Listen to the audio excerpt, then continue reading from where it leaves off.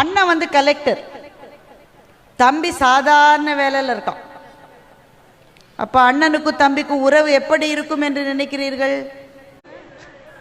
சரியா இருக்காது, அவ்வளவுதான். அவங்க சரியா இருந்தாலும் அவங்க வீட்டுக்காரம்மாக்குள்ள உறவு ஒரு நாள் சரியா இருக்கு.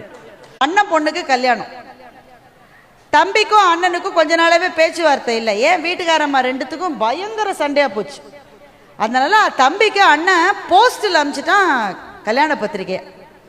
தம்பி உடனே சொல்லிட்டான், அட பாவி, உன்னோட வீட்டு கல்யாணத்துக்கு மந்திரிகள்லாம் வருவாங்க, பெரிய பெரிய ஆளுங்க வருவாங்க, ஆனால் தம்பிக்கு நேரம் வந்து பத்திரிக்கை கொடுக்கலடா, நான் வரமாட்டேன் கல்யாணத்துக்குன்னு சொல்லிட்டான். மனசுக்குள்ளே சொல்லிட்டான் தம்பி.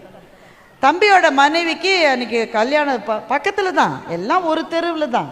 தம்பி மனைவி சொல்லுது, நான் வேணா போய் பார்த்துட்டு வரேன். போகாத, அவமானப்படுவேன், அப்புறம் வந்து ஆயுசு முழுக்க என்னோட சண்டை போடுவேன், போகாதன்றான். அந்த அம்மாவுக்கு ஆசை, எவ்வளோ நகை போட்டிருக்காங்க, சும்மா போய் ஒரு நோட்டம் பார்த்துட்டு வரேன்னு சொல்லிட்டு போகிறான். ஸோ தம்பி மனைவி உள்ளே போய் உட்காந்துக்கிறான்.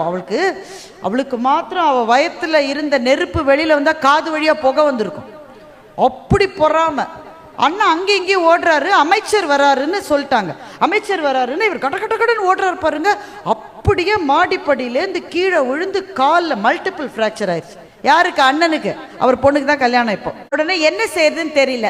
அவங்க சம்பிரதாயப்படி இந்த மாதிரி கட்டுக்கிட்டு போட்டுக்கிட்டு எல்லாம் கல்யாண பந்தல்ல நிற்கக்கூடாது. ஏன்னா அப்பா தானே நின்று கல்யாணம் செய்யணும், நிற்கக்கூடாது.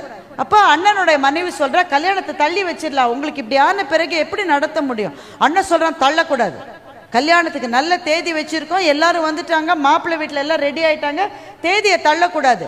என்ன செய்யுது? என்ன செய்ய? அண்ணன் சொல்கிறான், என் தம்பியை போய் யாராவது கூட்டிகிட்டு வாங்க. அண்ணன் சொல்கிறான்.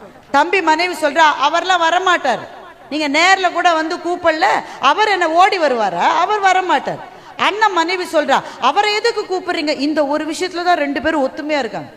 தம்பி வரக்கூடாதுன்ற விஷயத்துல ரெண்டு பேரும் ஒத்துமையா இருக்காங்க. அண்ணன் சொல்றான், கூப்பிட்டு பாருங்க, வந்தா சரி, வரலன்னா ஓகே. ரெண்டு பேரும் ஓடுறாங்க. கல்யாண நேரம் நெருங்கிக்கிட்டே இருக்கு, முகூர்த்த நேரம்.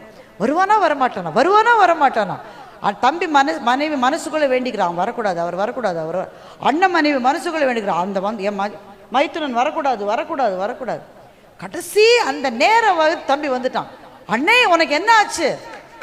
டேய், ஃப்ராக்சர் ஆயிடுச்சு, ஒன்றும் யோசிக்காத, டைம் இல்லை, எனக்கு வாங்கி வச்சிருக்கிற பட்டு வேஷ்டியை நீ கட்டிக்கோ, போய் மணமேடையில் நில்லு, பொண்ணு கல்யாணத்தை நீ தான் நடத்தணும். இது பாரு, நமக்குள்ள 1000 பிரச்சனை இருக்கலாம், ஆனால் நான் இருக்கிற இடத்துல நிற்கிறதுக்கு இந்த உலகத்தில் இன்னும் ஒரு ஆள் இருக்கான்னா அது நீ மாத்திரம்தான்னு அண்ணன் சொல்ற.